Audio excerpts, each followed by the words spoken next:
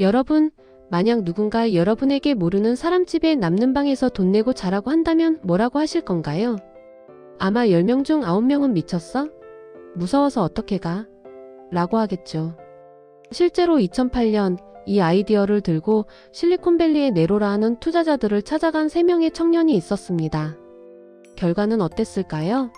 그건 세상에서 제일 멍청한 아이디어다. 당장 내 사무실에서 나가라는 독설뿐이었습니다. 카드 빚은 수천만 원, 통장 잔고는 0원. 굶어 죽기 직전에 이 청년들이 선택한 최후의 수단은 놀랍게도 숙박업이 아니라 시리얼 장사였습니다.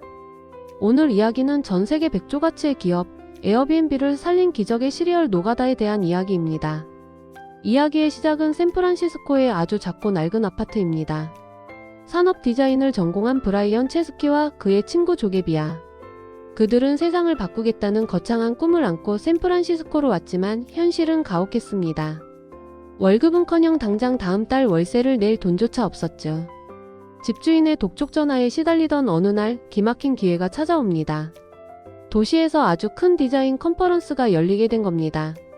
전 세계에서 사람들이 몰려왔고 샌프란시스코의 모든 호텔은 순식간에 매진되었습니다. 브라이언은 거실 바닥을 굴러다니던 에어매트를 보며 생각했습니다. 야, 우리 거실에 이 에어매트 3개 깔고 잠자리랑 아침밥을 제공해주면 어떨까?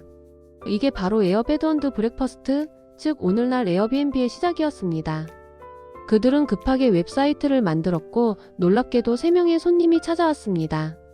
한 사람당 $80씩 총 $240를 벌어 겨우 월세를 해결했죠. 그들은 확신했습니다. 이거 된다. 전 세계 모든 집을 호텔로 만들 수 있어. 하지만 세상은 그들을 비웃었습니다. 브라이언은 제대로 된 사업을 위해 당시 실리콘밸리에서 가장 영향력 있는 투자자 7명에게 이메일을 보냅니다. 결과는 참담했습니다. 5명은 아이디어가 너무 위험하다며 정중히 거절했고 나머지 2명은 답장조차 보내지 않았습니다. 당시 한 투자자는 브라이언이 말을 꺼내기도 전에 커피를 마시러 나가버리기도 했습니다. 사람들은 낯선 사람의 집에서 자는 건 연쇄살인마에게 초대장을 보내는 것과 같다며 비난했습니다. 2008년 가을 에어비앤비는 파산 직전이었습니다. 사무실 임대료는커녕 전단지 출력 비용도 없었죠. 창업자들의 신용카드는 이미 한도 초과로 정지된 상태였습니다. 브라이언은 당시를 회상하며 우리는 바닥보다 더 깊은 곳에 있었다고 말했습니다. 그때 마침 미국 대선이 열립니다. 오바마와 맥케인의 격돌로 미국이 들썩이던 때였죠. 여기서 그들의 미친 실행력이 폭발합니다. 숙박 예약이 안 들어오면 정치를 이용한 시리얼을 팔아보자. 그들은 디자인 전공자라는 장점을 살려 직접 시리얼 상자를 디자인했습니다. 민주당 후보인 오바마를 모델로 한 오바마우스와 공화당 후보 맥케인을 모델로 한 캡틴 맥케인이라는 한정판 시리얼을 기획한 겁니다. 돈이 없어서 인쇄소에 사정사정에 상자를 찍어냈고 밤새도록 아파트 거실에서 풀칠하며 상자를 접었습니다. 슈퍼마켓에서 가장 싼 $1짜리 시리얼을 사다가 자신들이 만든 화려한 박스에 담아 무려 $40에 팔기 시작했습니다. 사람들은 이 기발하고 풍자적인 시리얼에 열광했습니다. 한정판이라는 소문에 수집가들이 몰려들었고 CNN 같은 뉴스에도 소개되었습니다. 그들은 단 몇 주 만에 800개가 넘는 시리얼을 팔아치우며 $30,000가 넘는 거금을 손에 쥐었습니다. 이 돈은 에어비앤비를 살린 생명줄이 되었습니다. 밀린 빚을 갚고 다시 서버를 돌릴 수 있게 된 거죠. 하지만 시리얼 수익도 영원할 순 없었습니다. 그때 그들은 운명처럼 스타트업의 신이라 불리는 폴 그레이엄을 만납니다. 폴 그레이엄은 처음에 에어비앤비의 비즈니스 모델을 듣고 고개를 저었습니다. 누가 남의 집에서 자고 싶어 하겠나? 그건 말도 안 되는 소리니다. 분위기가 싸해지자 조게비아가 가방에서 팔다 남은 오바마 시리얼 한 상자를 꺼내 탁자 위에 올려놓았습니다. 저희는 투자자가 없어서 이 시리얼을 직접 디자인하고 풀칠해서 팔아 지금까지 버텼습니다. 폴 그레이엄은 시리얼 박스를 한참 동안 바라보더니 이렇게 말했습니다. 만약 여러분이 $40짜리 시리얼을 팔아서 죽지 않고 살아남을 수 있는 사람들이라면 이 사업이 아무리 힘들어도 끝내 성공시킬 수 있겠군요. 그는 에어비앤비의 아이디어가 아니라 창업자들의 바퀴벌레 같은 생존력에 투자하기로 결정합니다. 이게 바로 전설적인 엑셀러레이터 Y 콤비네이터에 합류하게 된 배경입니다. 투자를 받은 후에도 그들은 멈추지 않았습니다.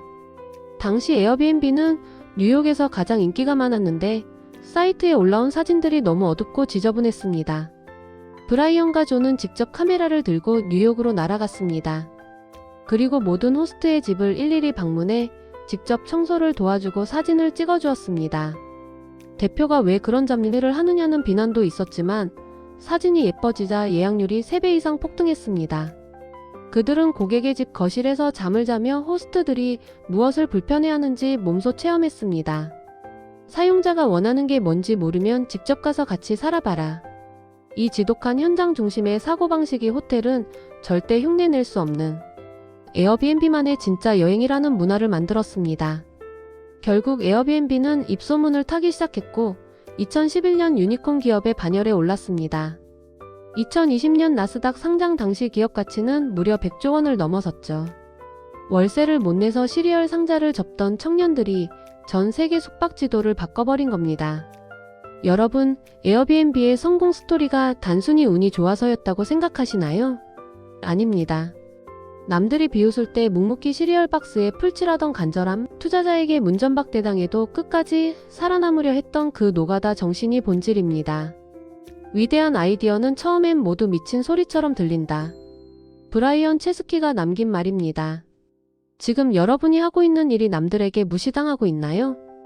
혹은 당장 내일이 막막해 비루한 일이라도 해야 하는 상황인가요? 괜찮습니다.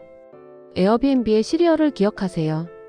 가장 밑바닥에서 했던 그 처절한 노력이 훗날 여러분을 100조 가치의 주인공으로 만드는 가장 강력한 밑거름이 될 것입니다. 오늘 준비한 에어비앤비의 소름 돋는 비하인드 스토리는 여기까지입니다. 다음에는 또 다른 충격적인 반전 스토리를 들고 오겠습니다. 영상이 도움되셨다면 구독과 좋아요, 알림 설정까지 꼭 부탁드립니다. 여러분의 성공을 응원합니다.